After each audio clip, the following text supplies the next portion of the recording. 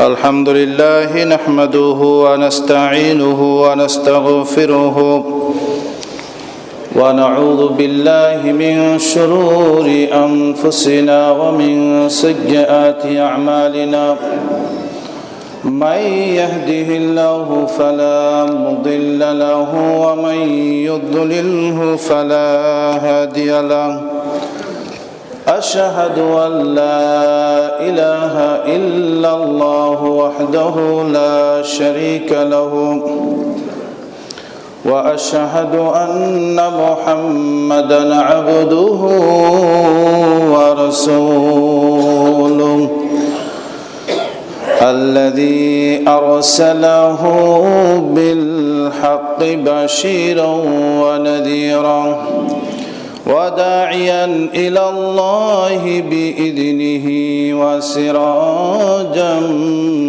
منيرا أما بعد فإن خير الحديث كتاب الله وخير الهدي هدي محمد صلى الله عليه وسلم وشر الأمور محدثاتها وكل محدثة بدعة وكل بدعة ضلالة وكل ضلالة في النار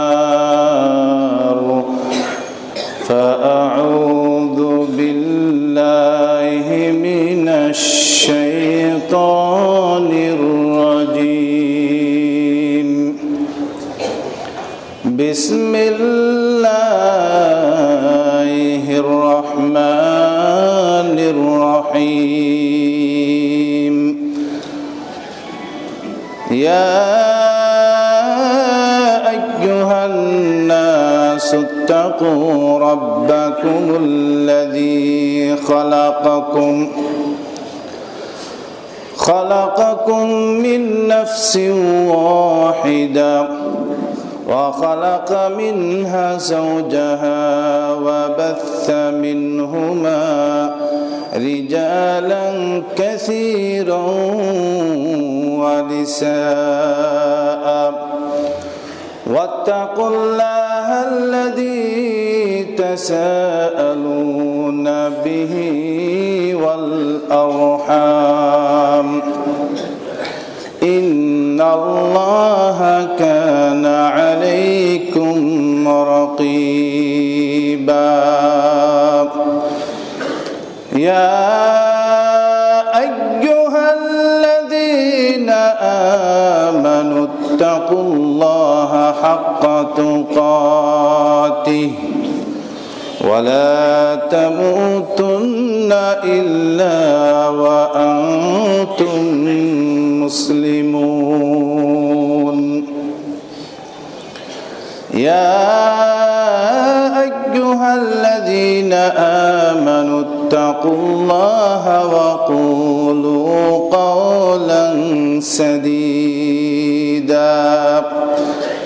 يصلح لكم أعمالكم ويغفر لكم ذنوبكم ومن يطع الله ورسوله فقد فاز فوزا عظيما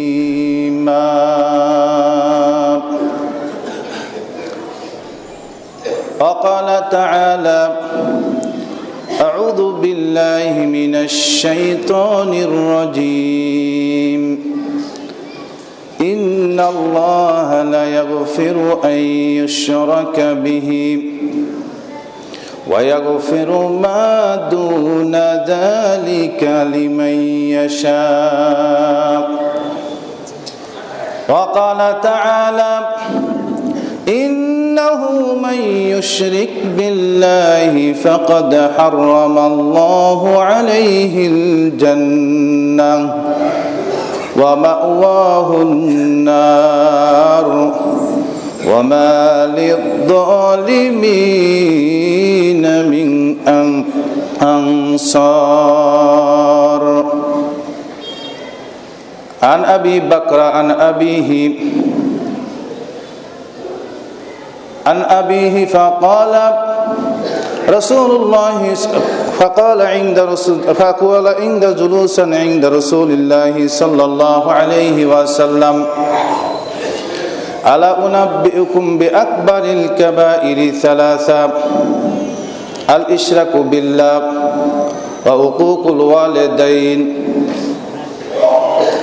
الشهادة الزور وقول الزور متفق عليه عن جابر بن عبد الله رضي الله عنه قال قال رسول الله صلى الله عليه وسلم سنتان مجيبتان قال رجل ما المجيبتان قال رسول الله صلى الله عليه وسلم من مات يشرك بالله دخل النار ومن مات لا يشرك بالله دخل الجنة রাহু মুসলিম। প্রশংসা মাত্রই আল্লাহ সুবহানাহু ওয়া তাআলার, দরুদ ও সালাম বর্ষিত হোক আমাদের নবী মুহাম্মদ রাসূলুল্লাহ সাল্লাল্লাহু আলাইহি ওয়াসাল্লামের উপর, শান্তি বর্ষিত হোক তার পরিবার বর্গের উপর, শান্তি বর্ষিত হোক আসহাবে কেরামের উপর, শান্তি বর্ষিত হোক তাবেঈন তাবেঈনগণের উপর, শান্তি বর্ষিত হোক যে সমস্ত মুসলিম নর এবং নারী আল্লাহ এবং তার রাসূলের আনুগত্য করে দুনিয়া হতে বিদায় নিয়ে কবরে চলে গেছেন তাদের উপর। শান্তি বর্ষিত হোক এখনো জীবিত অবস্থায় যে সমস্ত মুসলিম নর এবং নারী আল্লাহ এবং তার রাসূলের আনুগত্য করে যাচ্ছে তাদের উপর। সম্মানিত উপস্থিত আমার প্রাণপ্রিয় মুসল্লিয়ান কেরাম, গত সপ্তাহে আলোচনা করেছিলাম বিদআতের, সামান্য কিছু আলোচনা করেছি, সম্পূর্ণ কমপ্লিট হয় নাই। আসলে ইসলামে দুইটি বিষয় আছে, দুইটি অপরাধ আছে, যে দুইটি অপরাধ হচ্ছে সবচাইতে শ্রেষ্ঠ অপরাধ। এই অপরাধ দুইটি কেউ যদি করে তার জান্নাতে যাওয়ার কোনো আশা নাই। এই মরণ ব্যাধি বলা হয় মুসলমানদের, ইমানের মরণ ব্যাধি। যেমন একজন মানুষের যদি মরণ ব্যাধি হয়, এই মরণ ব্যাধি দুটো জানি আমরা, যেমন এইডস এবং ক্যান্সার, তাহলে আমরা নিশ্চিত মনে করে নিই যে এই লোকটি আর বাঁচবে না। এইডস যদি হয় তাহলেও মনে করে নিই যে বাঁচবে না, আর যদি ঠিক তদ্রূপ যদি ক্যান্সার হয় তাহলেও মনে করে নিই যে এই লোকটি আর বাঁচবে না, আর বেশি দিন হায়াত এই ব্যক্তির আর নাই। ঠিক তদ্রূপ আমাদের ইমানের দুইটি ব্যাধি আছে। দুইটি ব্যাধি যদি ইমানের আমাদের থাকে আর ইমানের মধ্যে দুইটি ব্যাধি থেকে যায়, তাহলে মনে করতে হবে এই ব্যক্তির ইমান নিশ্চিতভাবে মৃত্যু ঘটেছে। তার মধ্যে একটি আলোচনা করেছি গত সপ্তাহে, বিদআত। এটা হচ্ছে মরণ ব্যাধি। কেউ যদি বিদআত করে, রাসূলুল্লাহ সাল্লাল্লাহু আলাইহি ওয়াসাল্লামকে অপমান করে সে ব্যক্তি, তার মানে বিদআত করা হলে রাসূল সাল্লাল্লাহু আলাইহি ওয়াসাল্লামকে অপমান করা হয়। বিদআত করলে রাসূল সাল্লাল্লাহু আলাইহি ওয়াসাল্লামের সুন্নাতকে অবমাননা করা হয়। যার কারণে বিদআত যদি কেউ করে তার জান্নাতে যাওয়ার আশা নেই, নবী করিম সাল্লাল্লাহু আলাইহি ওয়াসাল্লামের শাফায়াত পাওয়ার আশাও তার নাই। আরেকটি হচ্ছে শিরক, যেটা আজকে সংক্ষিপ্তভাবে শিরকের ভয়াবহতা এবং শিরক কি এই বিষয়ে আলোচনা করার চেষ্টা করবে ইনশাআল্লাহুল আজিজ। শিরক ঠিক মরণঘাতী এইডসের মতো, কেউ যদি শিরক করে থাকে তাহলে তার নিশ্চিত ঈমান শেষ। আল্লাহ রাব্বুল আলামিন তার পবিত্র কালামেই বলেছেন, অনেক আয়াতে বলেছেন, অনেক আয়াতে। তার মধ্যে সূরা মায়েদার ৭২ নম্বর আয়াত, সূরা নিসার ৪৮, ১১৬ নম্বর আয়াত, এটা সবচেয়ে প্রসিদ্ধ তিনটি আয়াত। আল্লাহ রাব্বুল আলামিন বলেছেন, ইন্নাহু মায়ুশরিক বিল্লাহি ফাকাদ হারামাল্লাহু আলাইহিল জান্নাহ। যে ব্যক্তি তার সাথে শিরিক করবে, আল্লাহ রাব্বুল আলামিন বলছেন ফাকাদ হারামাল্লাহু আলাইহিল জান্নাহ, তার জন্য জান্নাত হারাম। আমি বলি নাই, আল্লাহ রাসূল সাল্লাল্লাহু আলাইহি ওয়াসাল্লাম বলেছেন, যে ব্যক্তি শিরিক করবে সে কে জানা নাই, যেই হোক না কেন সে, আদম থেকে শুরু করে নিয়ে কিয়ামত পর্যন্ত যত মানুষ এসেছে আসবে, সব মানুষগুলির একই অবস্থা।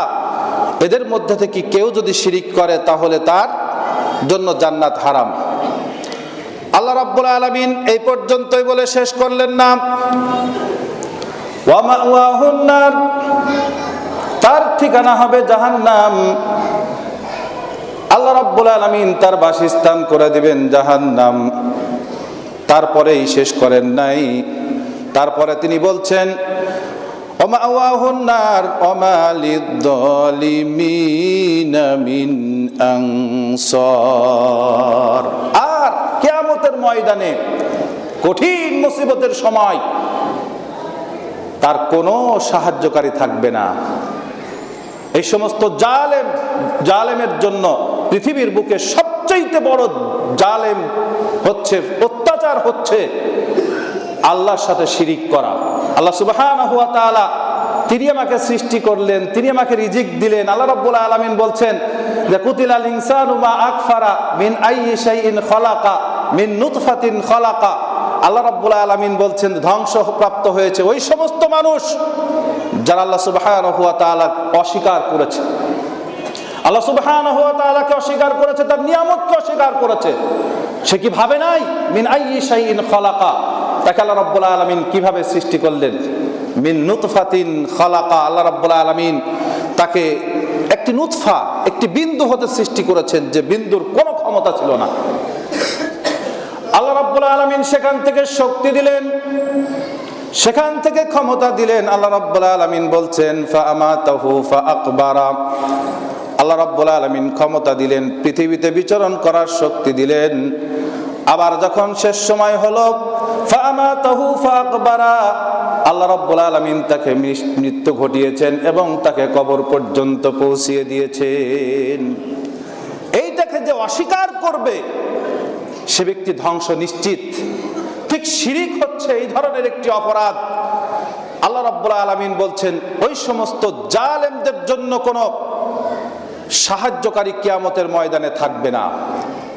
ইন্নাল্লাহা লা ইয়াগফিরু আন ইউশরাকা বিহি ওয়া ইয়াগফিরু মা দুনা যালিকা লিমান ইয়াশা। আল্লাহ রাব্বুল আলামিন বলছেন নিশ্চয় আল্লাহ রাব্বুল আলামিন লা ইয়াগফিরু আন ইউশরাকা বিহি, আল্লাহ সুবহানাহু ওয়া তাআলার সাথে যারা শিরিক করে তাদেরকে ক্ষমা করবেন না। এছাড়া যে কোনো গুনাহকে, যে কোনো অপরাধকে ওয়া ইয়াগফিরু মা দুনা যালিকা লিমান ইয়াশা, আল্লাহ রাব্বুল আলামিন ক্ষমা করে দিবেন। শিরিক ছাড়া যে কোনো অপরাধকে আল্লাহ রাব্বুল আলামিন ক্ষমা করে দিবেন। আল্লাহ রাব্বুল আলামিন ঠিক এইরকম ভাবে আল্লাহ রাব্বুল আলামিনও বলেছেন, ঠিক নবীকেও একই কথা বলেছেন। ওয়ালাকাদ উহিয়া ইলাইকা ওয়া ইলাল্লাযীনা মিন ক্বাবলিকা, সূরা জুমার 65 নম্বর আয়াতে আল্লাহ রাব্বুল আলামিন বলছেন অনুরূপ ভাবে হে নবী আপনার কাছে ওহী নাজিল করেছি। ওয়া ইলাল্লাযীনা মিন ক্বাবলিকা, তোমার পূর্বে যে সমস্ত নবী এসেছে তাদের কাছে ওহী নাজিল করেছি। তার মানে তোমার কাছে ওহী নাজিল করেছি, তোমার পূর্বে যে সমস্ত নবী এসেছে তাদের কাছে ওহী নাজিল করেছি। আর সব নবীকে একই কথা বলে দিয়েছেন। সেই কথাটি হচ্ছে আল্লাহ রাব্বুল আলামিন বলছেন লাইন আশরাকতা, হে নবী তুমিও যদি শিরিক করো। আমাদের নবীকেও বলেছেন, পূর্বে যে সমস্ত নবী এসেছে তাদেরকেও বলেছেন লাইন আশরাকতা, হে নবী তুমিও যদি শিরিক করো লা ইয়াহবাতান্না আমালুকা, তোমার সমস্ত আমলকে আমি বরবাদ করে দিব। শিরিক কত বড় ভয়াবহ! শুধু আমরা নয়, যদি নবীরাও শিরিক করে আল্লাহ রাব্বুল আলামিন বলছেন লা ইয়াহবাতান্না আমালুকা, হে নবী তোমার সমস্ত আমলগুলো আমি বরবাদ করে দিব। এখানেই শেষ। এখানেই যদি শেষ হতো তাহলেও তো একটি হতো। আল্লাহ রাব্বুল আলামিন তারপরের আয়াতের শেষ অংশে গিয়ে বলছেন ওয়ালা তাকুনান্না মিনাল খাসিরিন। আর কিয়ামতের ময়দানে শাফায়াত করা তো দূরের কথা, মানুষের উপকার করা তো দূরের কথা, মানুষকে সুপারিশ করে জান্নাতে নিয়ে যাও তো দূরের কথা, কিয়ামতের ওই কঠিন মুসিবতের দিন নবী তুমিও ক্ষতিগ্রস্তদের মধ্যে শামিল হয়ে যাবে। আমি বলি নাই, আল্লাহ সুবহানাহু ওয়া তাআলা সূরা জুমারের 65 নম্বর আয়াতে বলছেন যে তুমিও ক্ষতিগ্রস্তের মধ্যে শামিল হয়ে যাবে, ক্ষতিগ্রস্তদের মধ্যে তুমিও শামিল হয়ে যাবে, তুমি শাফায়াত করতে পারবে না। আল্লাহ রাব্বুল আলামিন তারপরে বলছেন নবীদের তো বরবাদ হবে, ওয়ালাউ আশরাকু লাহাবিতা আনহুম মা কানু ইয়ামালুন। নবী হে, তোমার উম্মতের যদি কেউ শিরিক করে, কোন সাধারণ মানুষও শিরিক করে, তার সমস্ত আমলগুলি আমি বরবাদ করে দিব। সূরা আনামের 88 নম্বর আয়াত আল্লাহ রাব্বুল আলামিন বলে দিলেন শিরিক এত বড় ভয়াবহ। লুকমান আলাইহিস সালাম তার ছোট্ট বাচ্চাকে, 7 বছরের বাচ্চাকে শিক্ষা শুরু, কেবল 7 বছরের বাচ্চাকে আল্লাহ তিনি উপদেশ দিচ্ছেন। আল্লাহ রাব্বুল আলামিন সেই উপদেশটা এত পছন্দ হয়েছে, উপদেশের শুরুতেই তিনি গিয়ে বলছেন ওয়াইদ ক্বালা লুকমানু লিইবনিহি ওয়া হুয়া ইয়াইদুহু। লুকমান আলাইহিস সালাম তার সন্তানকে তিনি কি করলেন?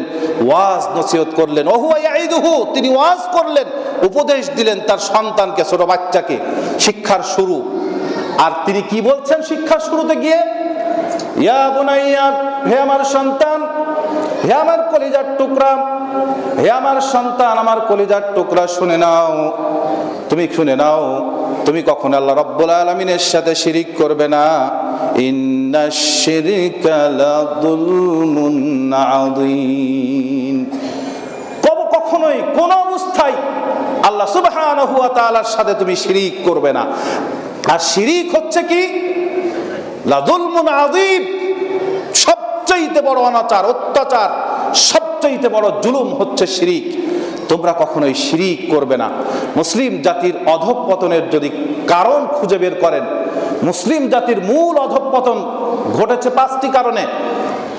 আল্লাহ রাব্বুল আলামিন বলেছেন মুসলিম জাতির অধঃপতন ঘটতো না যদি এই 5টি কারণ তারা মেনে নিত। 5টির মধ্যে মূল কারণ 2টি, একটি হচ্ছে শিরিক করা, আর 2 নম্বর হচ্ছে নবী করিম সাল্লাল্লাহু আলাইহি সাল্লামের সুন্নাত থেকে মুখ ফিরে নেওয়া। আরো 2টি আছে। আপনি যদি সূরা আন-নূরের 55-56 নম্বর আয়াতটি পড়েন তাহলে বুঝতে পারবেন মুসলিম জাতির অধঃপতন কেন হলো। আর মুসলমান জাতির অধঃপতনের একটি মাত্রই কারণ যে মুসলমান জাতি মুসলিম হয়েও আল্লাহ সুবহানাহু ওয়া তাআলার সাথে শিরিক করে। এইটি হচ্ছে দুনিয়াতেও ধ্বংস, আখিরাতেও ধ্বংস। আবু বকর রাদিয়াল্লাহু তাআলা আনহু বর্ণনা করেছেন, আন আবিহি, তিনি তার পিতা থেকে বর্ণনা করেছেন, তিনি বলছেন যে নবী করিম সাল্লাল্লাহু আলাইহি সাল্লামের কাছে আমরা একদিন বসা ছিলাম।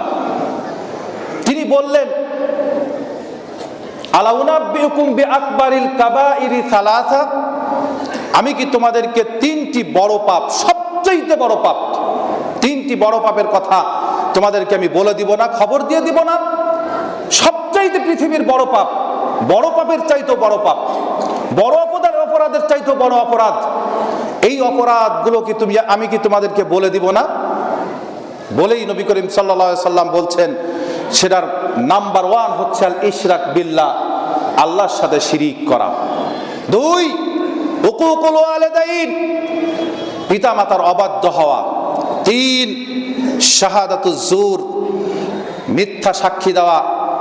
কেউ কেউ বলেছেন কোন বর্ণনায় এসেছে কওলুজ জুর, মিথ্যা কথা বলা, অর্থাৎ মিথ্যা সাক্ষী দেওয়া। মিথ্যা সাক্ষী যে কত বড় অপরাধ, এই মিথ্যা সাক্ষীর কারণে কত নিরপরাধ মানুষ বছরকে বছর জেল খাটার পরে আবার ফিরে এসে বলছে যে তিনি নাকি নিরপরাধ। কিছুদিন আগেও পেপারে দেখলাম যে একজন মানুষ নাকি 14 বছর জেল খাটার পরে তারপরে বুঝতে পেরেছে এই ব্যক্তি নিরাপদ। তারপরে শেষ পর্যন্ত তাকে জিজ্ঞাসা করা হয়েছে যে আপনি কি চান? তো বলছে যে আমি কিচ্ছু চাই না, আমার 14টা বছর ফিরিয়ে দিন। পারবেন? 14টা বছর ফিরিয়ে দিন, পারবেন কি? একটি মিথ্যা সাক্ষী, মিথ্যা বিচার। আল্লাহ নবী সাল্লাল্লাহু আলাইহি ওয়াসাল্লাম বলেছেন সবচাইতে বড় অপরাধের নাম্বার 1 হচ্ছে আল ইশরাক বিল্লাহ।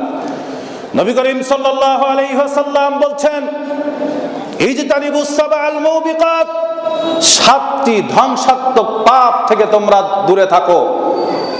যে পাপগুলো করলে ধ্বংস নিশ্চিত, সুনিশ্চিত ধ্বংস, তার মধ্যে নাম্বার 1 হচ্ছে শিরকু বিল্লাহ, আল্লাহর সাথে শিরিক করা। নবী করিম সাল্লাল্লাহু আলাইহি ওয়াসাল্লাম বর্ণনা করে, নবী করিম সাল্লাল্লাহু আলাইহি ওয়াসাল্লামের সাহাবী জাবির ইবনে আব্দুল্লাহ রাদিয়াল্লাহু তাআলা আনহু বর্ণনা করেছেন, নবী করিম সাল্লাল্লাহু আলাইহি ওয়াসাল্লাম বলেছেন, সিনতানে মুজিবাতান, দুইটি আবশ্যক ব্যাপার আছে, যে দুইটি কাজ যদি কোনোদিন মানুষ করে ফেলে তাহলে দুইটি পুরস্কার তার জন্য আবশ্যক হয়ে যায়। দুইটি কাজে দুইটি জিনিস মানুষকে আবশ্যক করে দেয়। একজন ব্যক্তি উঠে বলল, ফাকালা রাজুলুন মাল মুজিবাতান, একজন ব্যক্তি এসে উঠেই আল্লাহ রাসূল সাল্লাল্লাহু আলাইহি ওয়াসাল্লামকে বলল, মাল মুজিবাতান, হে আল্লাহ রাসূল আপনি বলবেন কি, এই আবশ্যক বিষয়টা কি একটু আমাদেরকে বলুন। নবী করিম সাল্লাল্লাহু আলাইহি ওয়াসাল্লাম বলেছেন, মাম্মাতা ইউশরিক বিল্লাহি দাখালান নার, কেউ যদি মারা যায় আল্লাহ সুবহানাহু ওয়া তাআলার সাথে শিরিক করে, আল্লাহ রাব্বুল আলামিনের সাথে শিরিক করে, আর এই অবস্থায় মারা যায়, তওবা করার সুযোগ হয় নাই, মৃত্যুর আগেই সেই তওবা করে মারা যেতে পারে নাই, নবী করিম সাল্লাল্লাহু আলাইহি ওয়াসাল্লাম বলছেন দাখালান নার, সেই ব্যক্তি জাহান্নামে যাবেই যাবেই যাবেই, কেউ ঠেকাতে পারবে না, অবশ্যই তার জন্য জাহান্নাম। নবী করিম সাল্লাল্লাহু আলাইহি ওয়াসাল্লাম বলেছেন, মাম্মাতা লা ইউশরিক বিল্লাহি,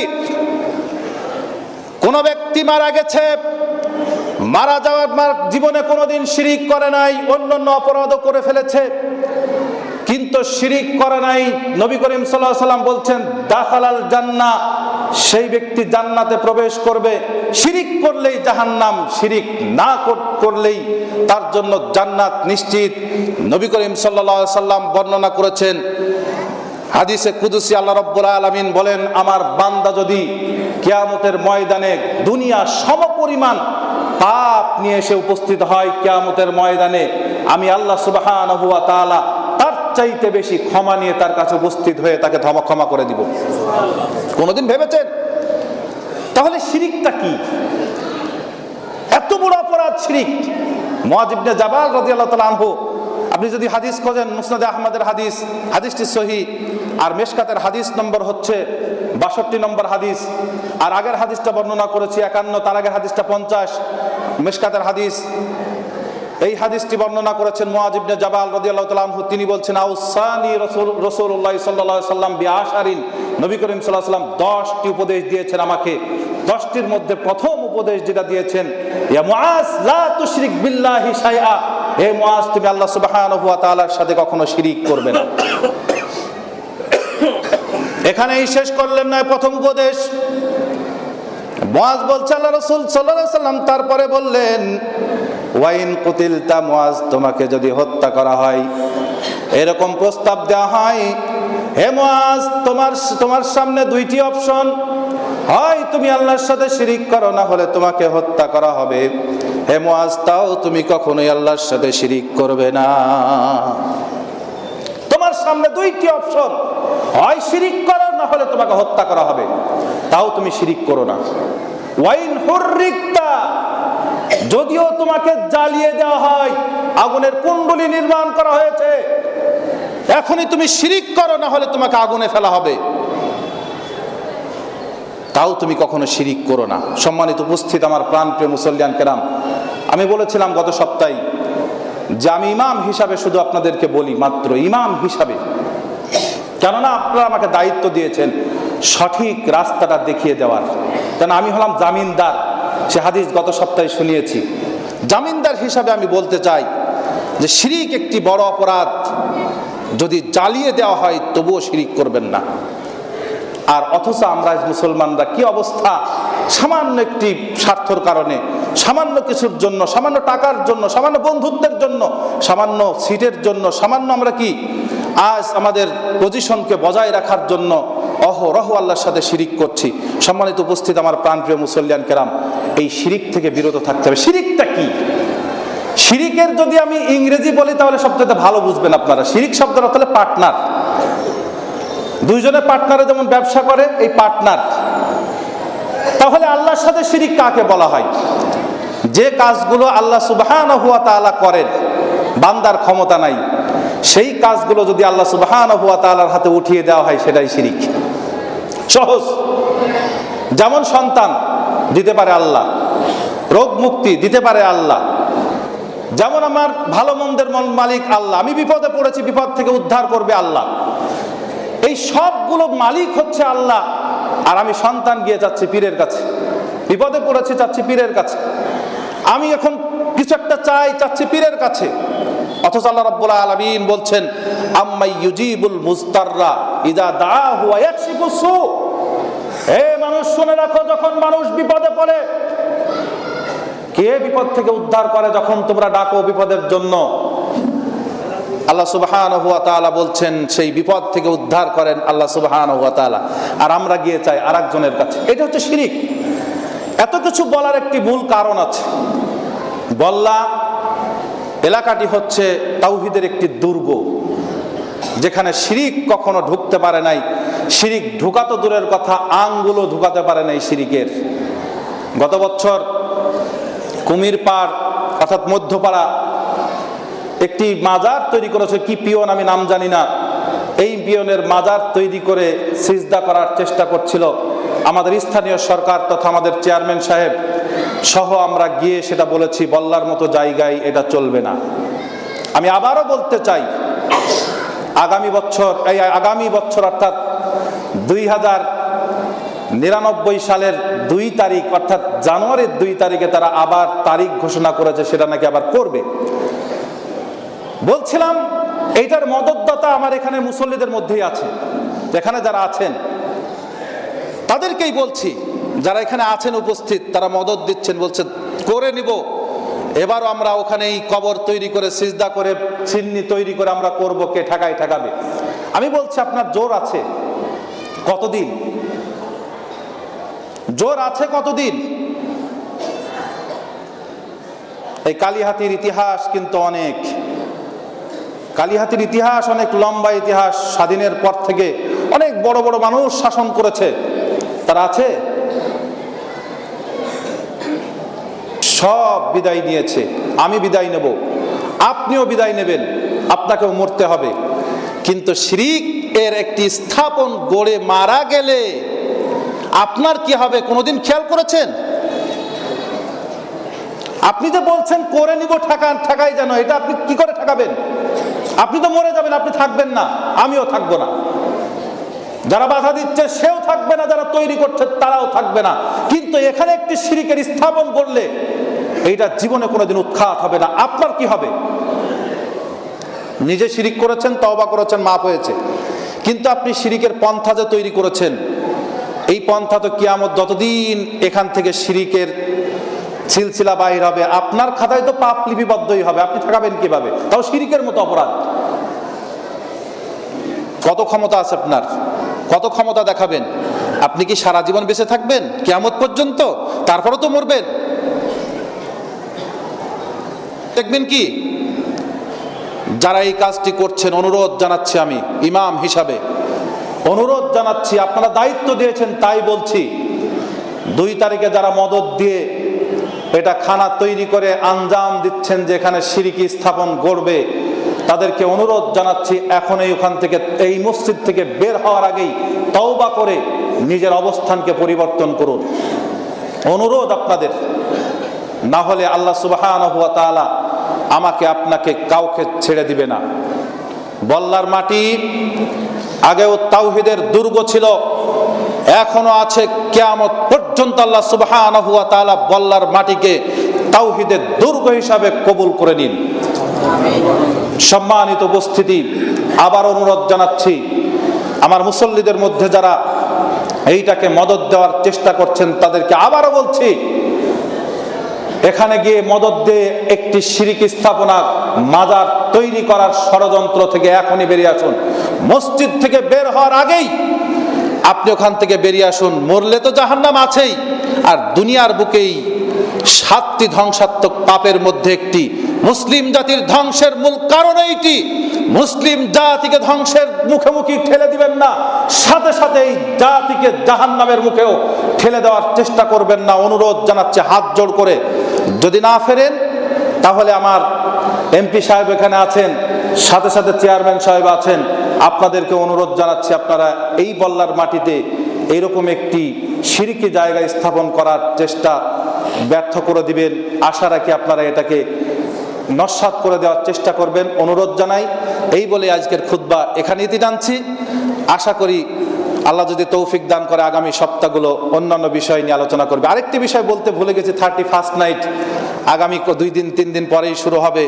এই 31st নাইট, এটা তো 31st নাইট নয়, বর্তমানে একটি বর্বর, নোংরা এবং জেনার দিবস হিসাবে তৈরি হতে যাচ্ছে।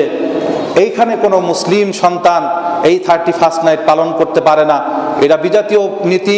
আর এই বিজাতীয় নীতি যারা করবে, আল্লাহ নবী সাল্লাল্লাহু আলাইহি ওয়াসাল্লাম বলেছেন, মান তাশাব্বাহা বিকাউমিন ফাহুয়া মিনহু, যে যে দলের, যে যে ধর্মের অনুসরণ করবে, কিয়ামতের ময়দানে সেই ধর্ম হিসাবেই কিয়ামতের ময়দানে তাকে আল্লাহ রাব্বুল আলামিন দাঁড় করাবেন।